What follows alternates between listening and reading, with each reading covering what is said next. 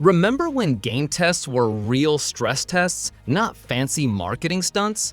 Arc Raiders brings that old school vibe back with real servers, real chaos, and surprisingly, real fun.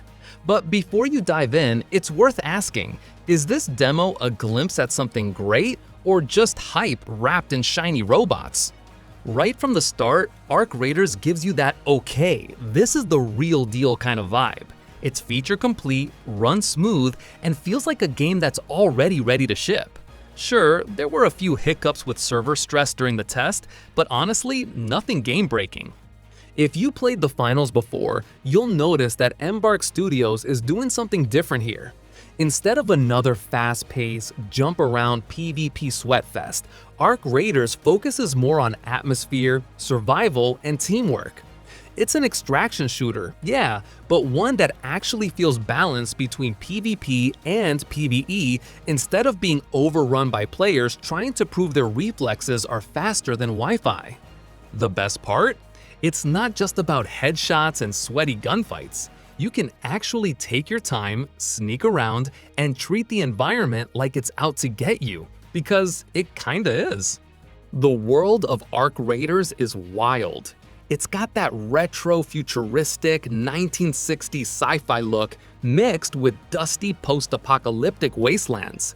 Imagine a world where people are wearing beat-up tracksuits, running through rusty ruins, and giant mechanical monsters roam around like they own the place.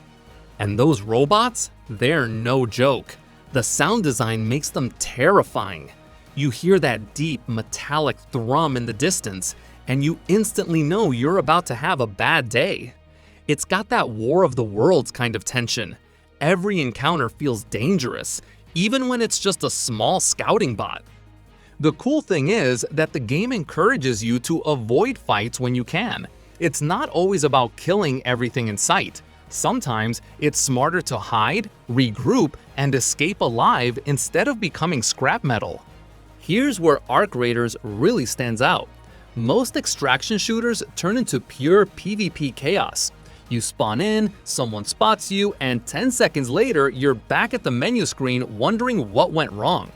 But here, PvE actually matters. The robots don't play nice, and they don't care if you're in a firefight with other players. They'll join in just to ruin everyone's day. That balance between PvP and PvE is what keeps the game tense. You can't just run around blasting everything. You have to plan. You have to pick your battles. Because when a rocket-launching robot drops into your fight, it doesn't care who started it, it's taking everyone down. And if you're the type who's tired of getting obliterated by players with 5,000 hours in Tarkov, this game might finally give you a fighting chance. The environment is your biggest threat, not just other players. One of the best things about Arc Raiders is how it balances tension and humor. The robots are scary, but they also lead to hilarious moments, like watching your buddy scream as a leaper robot flings itself across the map and tackles them mid-run. Or when your team's stealth plan goes completely wrong, and suddenly everyone's running in panic while yelling over voice chat. It's that kind of chaos that makes for great stories later. And when you finally survive a tough encounter, the feeling of relief is unbeatable. You actually earn your wins here. You're not just grinding XP, you're surviving in a hostile, unpredictable world where one wrong move means your whole squad gets wiped. It's stressful, yes, but in the fun, heart-pounding way. The skill tree has seen a lot of changes since the earlier playtests. Some skills that used to be easy to get are now locked deeper in progression. It'll probably take you 25 to 30 levels to unlock some of the more powerful perks. Some passives were even removed, especially those that helped reduce enemy aggression. That's a bit of a bummer for players who liked a more stealthy approach. And to be honest, some of the endgame skills feel kind of underwhelming right now. Spending 36 points just to one-hit melee a small bot doesn't feel as rewarding as improving your carry capacity or reducing weapon weight. It's not a deal breaker, but it would be nice if those high-level perks actually felt like big rewards instead of small bonuses. When you grind that long for something, it should change how you play, not just slightly nudge your stats. Now, the crafting system during the demo was pretty limited. It made sense. They didn't want players going too far when progress was going to get wiped. But it did hurt the early game experience a bit. By the time you build your workshop and start crafting, you quickly realize you don't have enough materials for the good stuff. Mechanical components, in particular, are like gold dust. You need them for everything, repairs, weapon upgrades, you name it, but they're just too rare. Meanwhile, you'll be swimming in useless materials you don't even need. This imbalance can make early progression feel rough, especially when your gear starts breaking faster than you can fix it. Hopefully, that gets adjusted before launch, because it's a small tweak that can make a huge difference. Then there's the free loadout system. It's a solid idea on paper. You get basic gear to help you get back into runs without losing everything. But the execution still needs work. The ammo count is painfully low.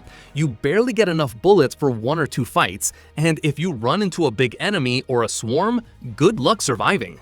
The game punishes reckless players, which is great, but it shouldn't make new players feel completely helpless either. A small ammo boost could make this loop way less frustrating for newcomers who are still figuring things out. Visually, Arc Raiders is jaw-dropping. The lighting, the weather effects, the particle explosions, it all looks cinematic. The game nails that post-war sci-fi aesthetic, and everything feels handcrafted. Even the smallest outposts have personality.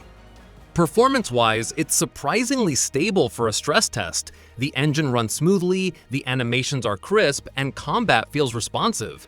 You can tell Embark Studios knows their tech. This feels like a AAA game that's actually been tested before hitting public hands, a rare miracle in modern gaming. So, is Arc Raiders worth playing based on the demo? If you love slow, tactical gameplay with moments of pure chaos, this might become your new obsession. But if you're only here for fast PvP domination, you might bounce off hard. The mix of PvE and PvP, the third-person perspective, and that eerie world full of deadly robots make Arc Raiders something truly unique. It's not trying to copy Tarkov, it's carving its own identity, and that's rare these days.